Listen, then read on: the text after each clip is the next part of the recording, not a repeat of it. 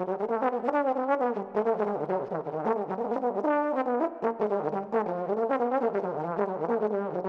world where trombone players and musicians want to know the answers to burning questions, top trombone players, even me, are here with Paul the Trombonist Nowell to answer your burning questions.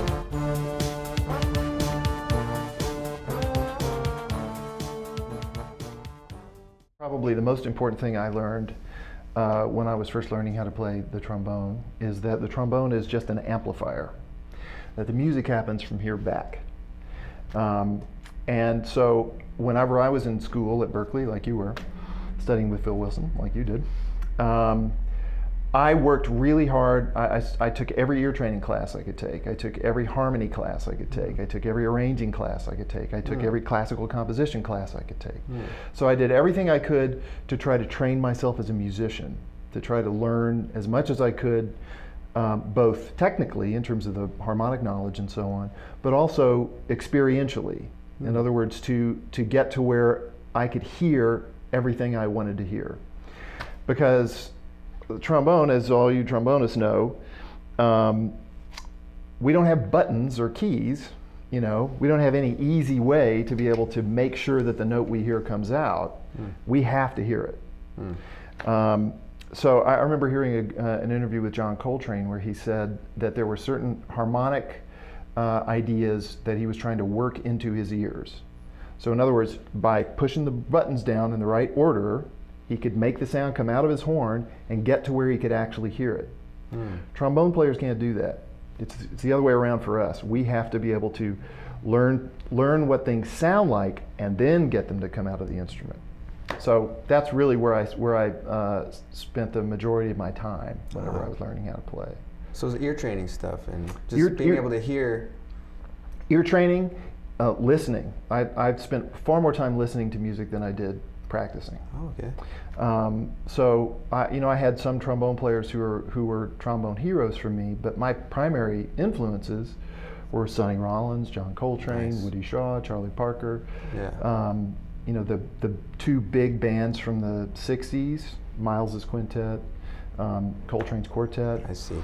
All those guys, and then going back to Duke Ellington's band, Louis Armstrong, the Hot Fives and Hot Sevens. I listened to those things, till I wore them out. Guys in the '30s, I listened to Vic Dickinson and Dickie Wells and Lawrence Brown, those guys, all the way through Curtis and JJ, and Steve Turre was a big influence on me, up to Conrad Herwig. Was it a majority of listening, or did you try to kind of like pick apart licks and apply them to your horn and stuff? It was primarily listening. So the one story that I tell people is how I learned how to play giant steps. The first thing I did was, as it happened, I was someplace where I had a car. So I had a cassette in those days of the giant step, of Coltrane's giant step solo, and I just drove around playing that thing over and over and over and over and over again until I could sing it. I can still sing a lot of it. And then I sat at the piano and I played the chords to giant steps really slowly, like ding, dum, dum, like that, and I would sing solos. Boo bee ba doo dee da boo boo da da da boo da boo doo doo da bop, like that. Yeah. So that I could get to where I could hear melodies. Then I sat with the trombone and I put the metronome on a very slow tempo, like 1 and 2 and 3, and I started going.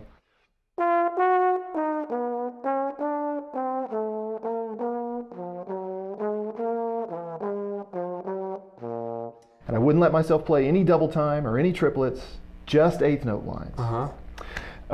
And then slowly started to work it up.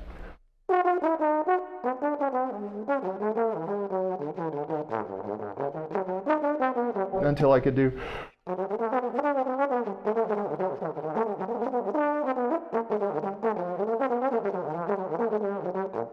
Like that. Wow, so then that means there's just really no barrier between what's in your mind and what's coming out of the horn. It's pretty much your voice from what you would sing normally. Exactly. That's my goal. The trombone is a bit of an obstacle because it's harder to play the trombone than it is just to sing, and there are physical aspects of the instrument that you have to master. So would you sing lines And then after you sung a particular phrase, you would try to play that exact phrase on the horn?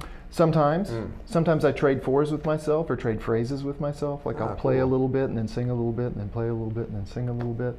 That's a great way to open up. Yeah. Like to really start to get your imagination thinking creatively. For me, the goal in jazz is to play creatively and expressively. And the more technique you master, the more options you have for playing creatively and expressively. That's the advantage in spending time studying and practicing and so on. I see. If you only know how to play in one key, play creatively and expressively in that key. But at some point you're going to be like, man, I really wish I could play in F, and oh man, I wish I could play in D flat, and that sort of thing. So I spent time trying to learn how to play in all the keys, and then trying to learn how to play more sophisticated harmonic stuff over time.